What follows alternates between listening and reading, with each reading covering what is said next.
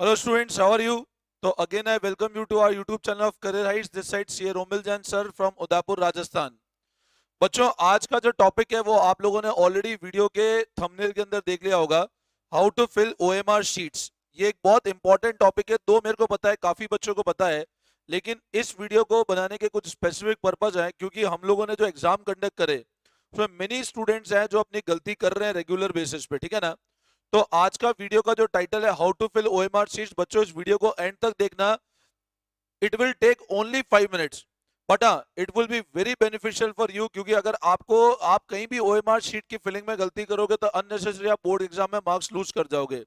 तो ये video students useful है class 12th and 10th students के लिए जिनका टर्म 1 एग्जाम स्टार्ट होने वाला है. ठीक है ना. कि ओएमआर शीट कैसे फिल करना है मैं आपको सारी इंपॉर्टेंट चीजें बताता चलूंगा ओएमआर शीट का धीरे धीरे. ठीक है ना. Still you have any doubt you can WhatsApp me to my number on 9929411361. ठीक है. तो एक बार तो बच्चों अब हम लोग देख लेते हैं एक बार ओएमआर शीट. मैं आपके सामने एक ओएमआर शीट ओपन कर देता हूं बोर्ड की. तो देखो ये आपके सामने एक ओएमआर शीट ओपन है. इसके अंदर कुछ एंट्रियां मैंने फिल कर रखी है. ठीक है ना.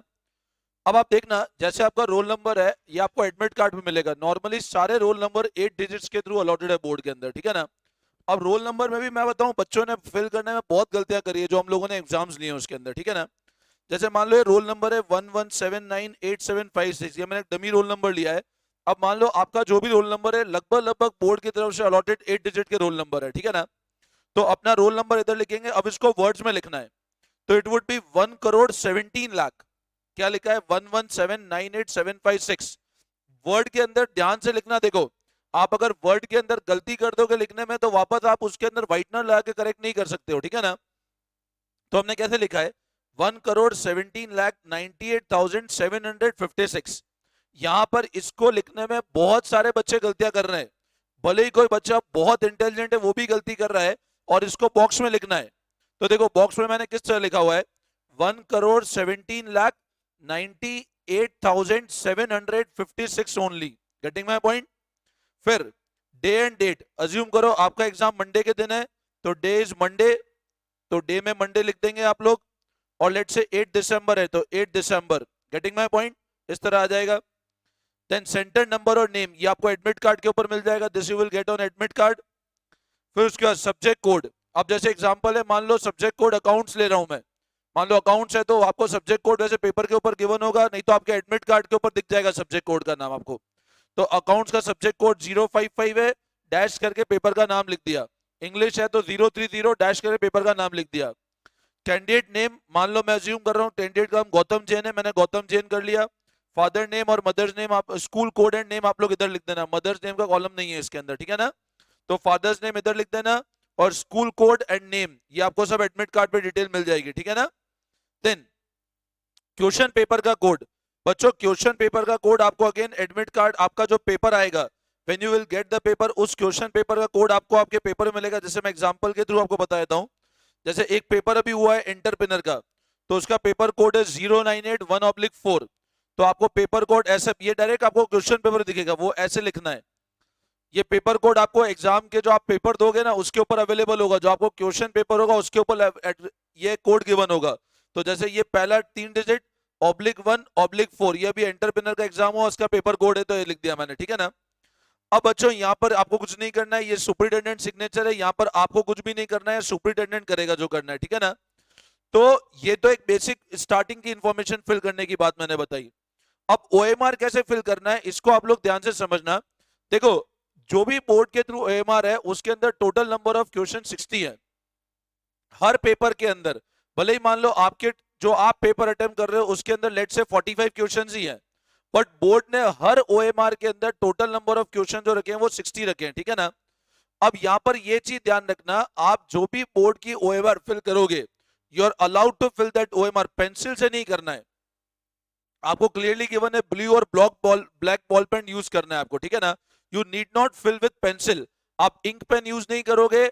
आपको ब्लू पेन या ब्लैक पेन इनसे ही ओएमआर फिल करना है. ठीक है. अब बच्चों ये जो ओएमआर है इसके अंदर अज्यूम करो आपके पेपर जो आप पेपर दे रहे हो 1 to 45 क्वेश्चन ही उसके अंदर. आपने जो पेपर दिया मान लो उसके अंदर टोटल नंबर ऑफ क्वेश्चन 45 ही है तो आपको लास्ट वाले ब्लैंक छोड़ देने कुछ नहीं करना है उसके अंदर. ठीक है ना. अब आप मान लो जैसे अज्यूम करो मैं क्वेश्चन 1 की बात करता हूं. आपने 1 का अज्यूम करो, आपने फर्स्ट क्वेश्चन पढ़ा और फर्स्ट क्वेश्चन पढ़ने के बाद आपको लगता है उसका करेक्ट ऑप्शन सी है, तो you need to highlight this with C like this. आपको पूरा का पूरा सी हाईलाइट करना है। यहां पर ये ध्यान रखना, ये पूरा का पूरा सी हाईलाइट करोगे तो ही कंसिडर किया जाएगा। Getting my point? ऐसे नहीं करना है आपने सिर्फ ऐसे कर दिया, ये गलत हो जाएगा।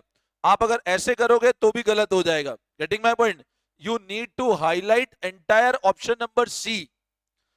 अब अगर आपको लगा इसका, एक बार क्या करना, ओएमआर सारा का सारा डार्कन कर लेना सर्कल। फिर आपको बाद में लगता है कि नहीं यार फर्स्ट का ऑप्शन सी नहीं हो गया, ऑप्शन ए था। आपको फर्स्ट को लगता है कि नहीं फर्स्ट का आंसर करेक्ट ऑप्शन मैंने गलती से सी मार्क कर दिया, बट आप पेन के ऊपर अब व्हाइटनर मत लगाना। ऐसा नहीं आप सी के ऊपर व्हाइटनर लगाओ। आपको बाद में जब आप पेपर चेक करते हो या सडनली आपको लगता है कि नहीं ये गलत ऑप्शन मार्क कर लिया, इसका ऑप्शन सी नहीं होगा, इसका ऑप्शन ए होगा, तो वापस इसी के अंदर ए को डार्कन मत करना। वापस इसी के अंदर ए को डार्कन मत करना। जो आगे आपको एक बॉक्स नजर आ रहा है ना, जो आगे आपको एक बॉक्स नजर आ रहा है, इस बॉक्स के रिस्पॉन्स में ए लिख देना। मेरी बात समझ आई? अगर आपने हाईलाइट किया सी और रिस्पॉन्स में ए लिख दिया, इसका मतलब आपका आंसर ए कंसिडर होगा, ना कि सी कंसिडर होगा। मेरी बात फिर सुनना, अगर आपने रिस्पॉन्स में ओएमआर में मार्क किया सी और आंसर में लिख दिया ए, रिस्पॉन्स जो बॉक्स कॉलम है, ये वाला जो बॉक्स है, ये जो बॉक्स है ना, इसकी बात कर रहा हूं मैं। अगर इसमें आपने ए लिख दिया तो your answer would be considered as A. अच्छा आप बोल सकते हो सर मान लो मेरे को ऑप्शन नंबर ए ही लग रहा है और मैंने ए ही हाईलाइट किया, ए हाईलाइट किया और मेरे को बाद में भी लगता है ए ही है, तो आपको यहां पर लिखना है ए। मतलब ये बात ध्यान रखना, अगर आप सिर्फ ओएमआर फिल कर दोगे और बाद में आप रिस्पॉन्स बॉक्स में अगर आंसर नहीं लिखोगे तो वो करेक्शन नहीं माना जाएगा, वो बोर्ड चेक नहीं करेगा, वो इवेल्युएट नहीं होगा। मतलब आपने जिस ऑप्शन को हाईलाइट किया उसको आप चेंज कर सकते हो, या जिस ऑप्शन को आपने हाईलाइट किया उसी का वही का वो ऑप्शन लिख सकते हो, बट ये ध्यान रखना इस बॉक्स में लिखना कंपलसरी है, आपको बॉक्स में लिखना ही पड़ेगा। Getting my point? अब इसके बाद समझना, मान लो आपने क्वेश्चन नंबर 16 किया, वैसे तो नेगेटिव मार्किंग है नहीं, तो मैं सजेस्ट करूंगा कोई भी क्वेश्चन छोड़ना मत, since there is no negative marking, so don't leave any question, ठीक है। अब इसमें एक पॉइंट और ध्यान रखना, आपने 16 के बाद मान लो 18 अटेम्प्ट किया, आपने पहले 16 वाला किया, फिर आप 18 करते हो, आपको लगता है 17 हमको छोड़ देना है, 17 नहीं करना है, 17 स्किप कर देना है। आपको लगता है 17 स्किप कर देना है, 17 नहीं करना है। तो बच्चों जो क्वेश्चन आपको लगता है स्किप कर देना है, उसमें आप देखो हर बॉक्स के आगे उसका क्वेश्चन नंबर लिखा हुआ है, हर बॉक्स के आगे क्वेश्चन नंबर लिखा हुआ है। तो अगर आप 17 को छोड़ रहे हो तो वो इधर कर देना मार्क। Getting my point? वो इधर कर देना मार्क। आप ऊपर देख सकते हो, देखो स्टार और हैशटैग मार्क है, नीचे स्टार मतलब राइट करेक्ट ऑप्शन और hashtag dark your circle if not attempted. तो अगर आप क्वेश्चन नहीं अटेम्प्ट कर रहे हो, गलत है नहीं, अगर आप क्वेश्चन नहीं अटेम्प्ट कर रहे हो तो जो आपको हैशटैग वाला बॉक्स गिवन है उस हैशटैग के नीचे वाले क्वेश्चन के अंदर सर्कल मार्क जरूर करना, अगर नहीं अटेम्प्ट कर रहे हो तो। और अगर क्वेश्चन अटेम्प्ट कर रहे हो तो जो आपने ओएमआर को डार्कन किया उसका रिस्पॉन्स स्टार वाले कॉलम में आ जाएगा, और डार्कन करने के बाद अगर आपको लगता है आंसर चेंज करना है तो स्टार वाले कॉलम में आप आंसर चेंज भी कर सकते हो। Getting my point? अब यहां पर एक चीज ध्यान रखना, आप ऐसा नहीं करोगे जैसे मान लो आपने 45 गलत कर लिया, तो आप ऐसे कट नहीं करोगे, ऐसा नहीं है 45 गलत किया और जगह आपने इसको 45 बना दिया और यहां आपने ऑप्शन लिख दिया, नहीं, दिस इज नॉट अलाउड। आप ओएमआर के अंदर क्वेश्चन नंबरिंग में कहीं भी छेड़छाड़ नहीं करोगे। ये अगर आप ऐसे करते हो तो it will all amount to unfair trade practices on the part of board and it will not be evaluated.